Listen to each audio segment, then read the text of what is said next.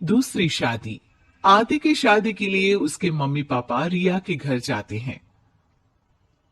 अरे कैसे कर दे शादी भाई साहब। आपका बेटा तो अभी कुछ करता ही नहीं है। सुना है आगे पढ़ाई करने के लिए शहर भी जा रहा है। तभी तो भाई साहब हम चाहते हैं कि शहर जाने से पहले इसकी शादी कर दे। और कमाने का क्या है, हर कोई तो पढ़ लिख कर कमाता ही है। हाँ हाँ, और गांव का सबसे बड़ा मकान और समृद्ध परिवार से है आदि। मुझे तो समझ में ही नहीं आता, इतनी जल्दी शादी। रिया भी अभी पढ़ रही है, इतनी अच्छी है वो पढ़ाई लिखाई में, कैसे शादी कर दूं। आप लोग थोड़ा समय दे। आदि के माता पिता घर चले जाते हैं, जहां आदि के पिता कहते हैं। अरे भाग्यवान, मुझे तो समझ ही नहीं आ रहा कि तू क्यों इतनी जल्दी आदि की शादी करवाना चाहती है। पढ़ लिख कर कमाई धमाई करने लायक हो जाए तो फिर कर देना शादी। अरे आप चुप रहिए। रिया जैसी लड़कियों के लिए शादी के रिश्तों की कमी है क्या? इतनी सुंदर, संस्कारी, पढ़ी लिखी और अच्छी परवरिश वाली लड़की है वो। मैं तो छोड़ ही नहीं सकती ये रिश्ता किसी भी कीमत में। बता दे रही हूँ, रिया की शादी आदि से ना कराई ना तो मैं जहर खाकर जान दे दूंगी। पूरे गांव में नाम है उन लोगों का। नौकर चाकर कितने लगे हैं उनके घर में। अरे मेरी बेटी तो राज करेगी, राज।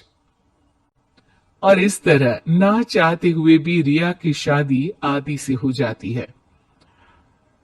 अरे बेटी, ये ले तेरी किताबें। पढ़ाई बिल्कुल ना छोड़ना। तू तो मेरी गर्व करने वाली बहू है। बड़ा नाम है तेरा गांव में। हाँ, आखिर पसंद किसने किया है रिया को आदि के लिए? आदि को गांव की रिया इतनी पसंद नहीं होती है। अरे यार, तू तो बड़ा लक्की निकला। रिया जैसी लड़की से तेरी शादी हो गई। अरे लक्की की क्या बात है, वो भी तो मेरे जैसे लड़के की बीवी बनकर किस्मत वाली बनी है ना। अरे अब तो तू रह नहीं दे। ना तो तू कमाता है, ना ही पढ़ने में अच्छा है। क्या है तुझमें? बस पैसा, और वो भी बाप का। आदि को दोस्तों की बात पर बहुत गुस्सा आता है। पिताजी, मैं शहर जाना चाहता हूँ आगे की पढ़ाई के लिए। अरे बेटा, लेकिन यहाँ की पढ़ाई तो पहले पूरी हो जाए।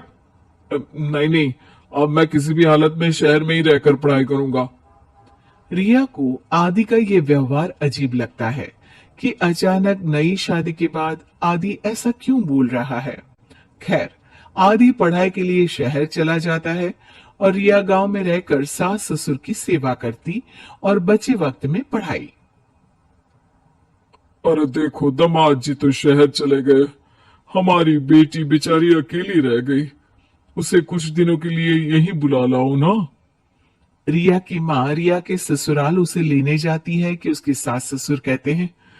अरे नहीं नहीं बहन जी, हमारा मन तो रिया के बिना नहीं लगेगा। हाँ माँ, इनको तो शहर जाना ही था पढ़ाई के लिए, बस थोड़ा पहले चले गए। माँ खाली हाथ वापस आ जाती है। आदि शहर में मन लगाकर पढ़ाई करता है और इंजीनियरिंग के लिए दाखिला ले लेता है। तो वहीं रिया भी एमए की पढ़ाई में प्रवेश लेकर समाज सेवा में मन लगाती है। तुझे देखकर लगता है कि मैंने तेरे साथ ठीक नहीं किया बेटी। शादी तो करवा दी लेकिन पति का साथ नहीं मिला। अरे तो क्या हुआ, जैसे मैं अपने माँ पापा के साथ थी वैसे अब आप दोनों के साथ हूं, है ना? सास खुश हो जाती है। अरे सुनो, बहू आदि लौट रहा है शहर से, वो कल आ जाएगा, तुम लोग तैयारी कर लो। रिया ये सुनकर खुश हो जाती है। वो सोच लेती है कि अब वो कुछ दिनों तक आदि के साथ क्वालिटी टाइम बिताएगी। लेकिन जब आदि घर आता है तो उसके साथ होती है एक शहर की लड़की जो जींस और टॉप में होती है।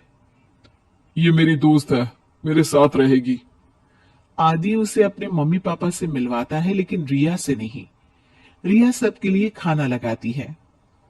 अरे, ये नौकरानी कितनी सुंदर है, खाना भी अच्छा बनाया है। अरे नहीं नहीं, ये नौकरानी नहीं, मेरी बहू यानी आदि की बीवी है। ये सुनकर लड़की शांत हो जाती है और आदि की तरफ देखने लगती है, फिर वहां से चली जाती है। अरे माँ, क्या जरूरत थी घर की कहानी बताने की? देखा, अब वो बुरा मान गई ना। वैसे भी मैं आप लोगों को बता देता हूं, मुझे रिया के साथ नहीं रहना। मैं शिवानी से प्यार करता हूं और उसी से शादी करूंगा। मैं रिया को छोड़ रहा हूं। आदि ये बोलकर उस लड़की के साथ शहर चला जाता है। रिया ये सब देखकर रोने लगती है, अपने कमरे में चली जाती है जहां सास ससुर उसके पीछे आते हैं। हमें माफ कर दे बेटा। वो दोनों उसके सामने हाथ जोड़ते हैं। आप लोग ऐसा क्यों बोल रहे हैं? ये तो मेरी किस्मत थी, पर अब मैंने सोचा है कि मैं भी आगे पढ़ाई करके आगे बढ़ूंगी। रिया पढ़ाई लिखाई करके पूरे जिले की कलेक्टर बनती है। आदि उसे छोड़कर शिवानी से शहर में ही शादी कर लेता है। फिर एक दिन रिया के ससुराल में, अरे बेटी रिया, तुझसे मिलने कोई आया है। कौन है माँ? हमें आपकी बहू के बारे में सब पता है। मैं आप लोगों से अपने बेटे के लिए आपकी बहू का हाथ मांगने आई हूं। रिया के सास ससुर और माता पिता ने मिलकर यह फैसला किया था कि वो रिया की शादी करवा देंगे।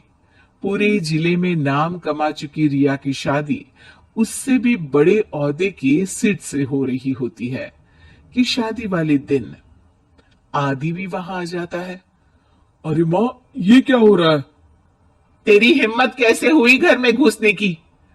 पूरे गांव में हम लोगों की नाक कटा अकेला छोड़ गया था एक लड़की के लिए, अब क्या लेने आया है? माँ, वो लड़की ठीक नहीं निकली। उसने मुझे धोखा दे दिया माँ। मैं रिया की कीमत समझ चुका हूँ।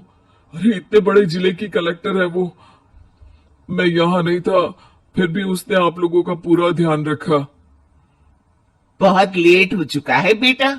रिया आज अपनी नई जिंदगी की शुरुआत करने जा रही है, अब उसे भी जीने का हक है। वो तेरी सुविधा से जिंदगी नहीं जी सकती। तूने तो हीरा खो दिया बेटा।